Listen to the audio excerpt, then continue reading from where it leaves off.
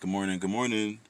This is the Angels in Politics broadcast. Of course, I am the white collar goon, the creative and artistic manifestation of Angels in Politics. And I am glad that you're here today because we can have another conversation. It's a little, actually, it feels good right now. Outside, it might be like 30 degrees, a little less. But I've already, got myself moving about, did my devotions, did my little morning rituals, and I went to yoga. Had that 9 a.m. vinyasa flow.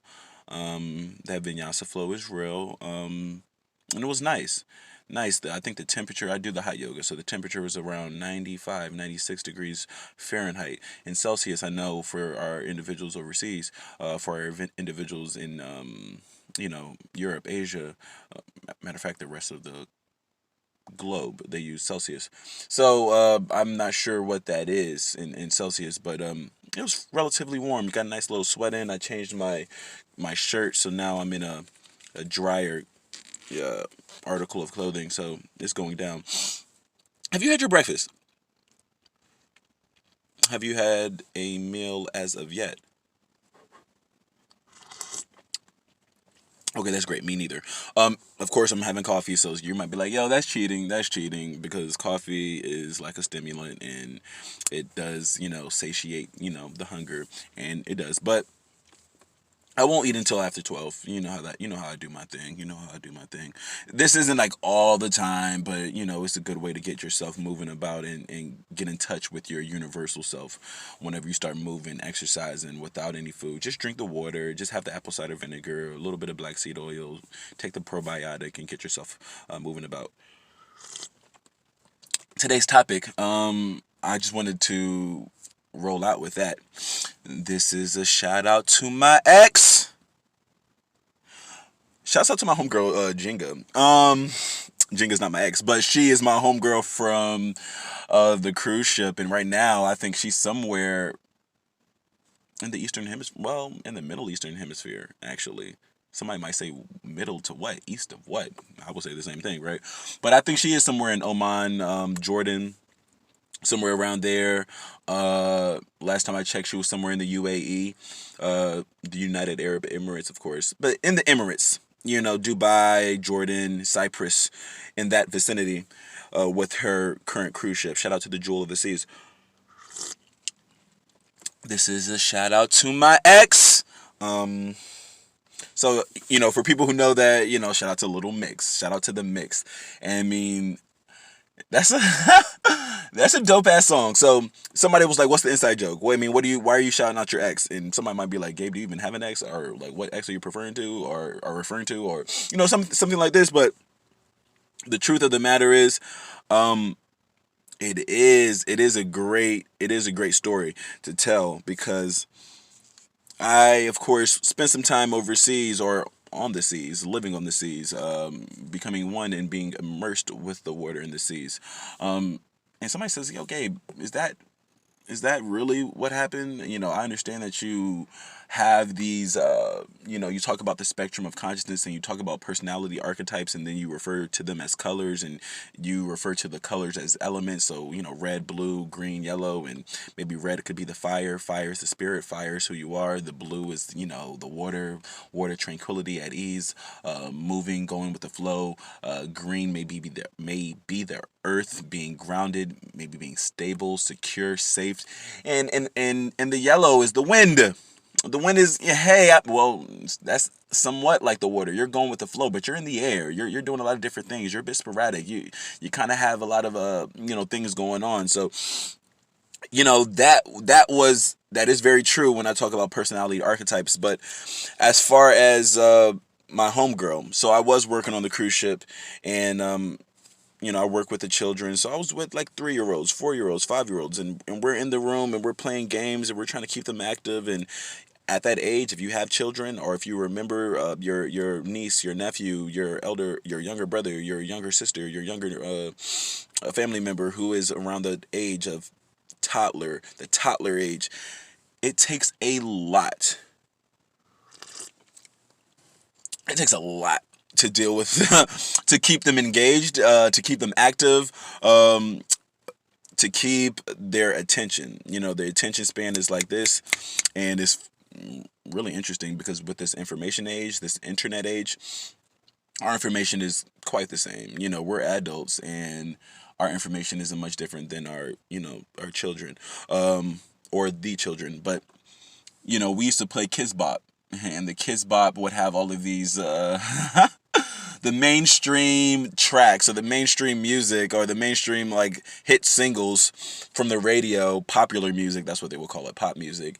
And then of course they would alter it with kids' voices. Even if the song was sung by a child, they will still have the Kids Bop singers sing it, and they will alter it so it could be permitted or permissible for all ages.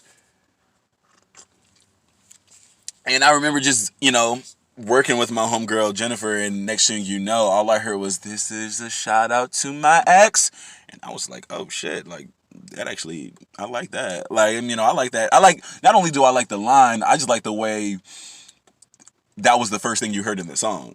I like the way like the song started. Like, when some people are like bringing in the music, some people are, ad-libbing, you might hear some riffs in the background, but like, no, like Little Mix just rolled into it, like, shout out the X. Like, that's the first thing I want to say. And that ended up becoming our song. Me and Jennifer, or her name was Jenga, the nickname, like, we had, that was our song, and we will play it, and next thing you know, the kids were fucking with it too. Like, the kids would be in the classroom like, "Yo, shout out to my ex, shout out to my ex," and I'm like, "Hey, you don't really know what you're saying." But yeah, it was really a good thing. But I really want to contextualize that, because low key, high key, middle key, straight up, I do have to shout out my ex.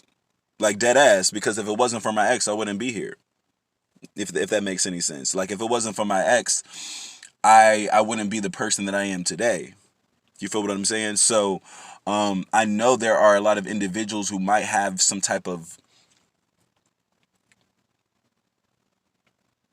spite or animosity, or maybe the word is malevolence, or yeah, something against the previous individuals in which they've dated, or whom they've dated in the past, and maybe things didn't go the way they planned, or maybe it did, and whatever the case may be. But, well, clearly it didn't if that was your ex. So I think there's a lot of people, it doesn't matter the gender, actually, it doesn't matter the gender, that kind of feel some kind of way about their exes. But you should really recalibrate and think about it. Like, you're happy that you dated your ex, right? Because you learned something. There's no such thing as, failures in life. They're learning experiences. Now, if you didn't take what happened with your previous relationship and learn from it, then it is an L on your part.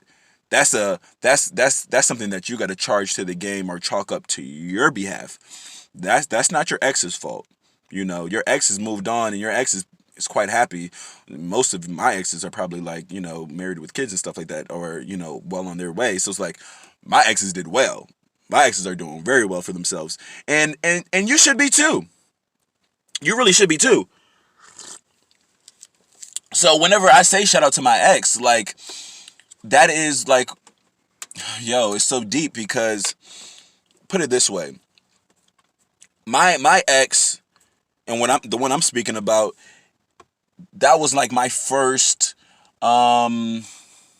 that was my first experience with like a proper, that was my first proper girl. Actually, that's my only proper, well, I can't say that. That was like my first like proper girlfriend, if that makes sense. Like, in second grade and first grade and kindergarten, I always had what they call quote unquote girlfriends, but that's play, right?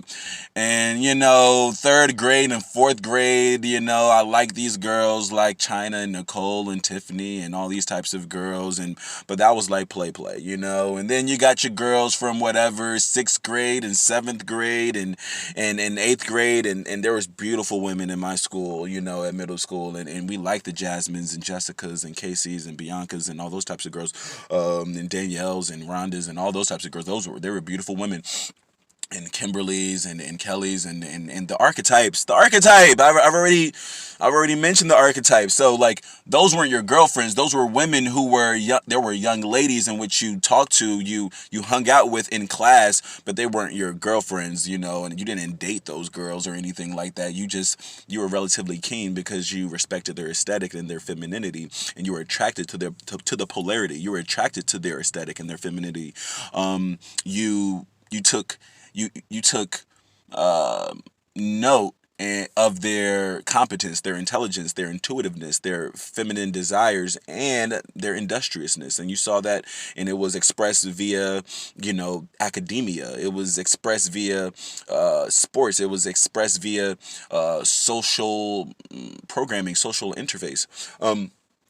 But it wasn't until high school, brother. I had an ex in, freshman year, and she was a beautiful woman. And shout out to my homegirl Alexis. I mean, but like that was still, I couldn't classify that as proper girlfriend, because probably we only dated 2 weeks, maybe. You know what I'm saying? She was pretty much done with me after a while, and that's, charge that. Don't charge that to the game, brother. Charge that for what it is. You grew. I know I did. I learned things. I wasn't ready for that.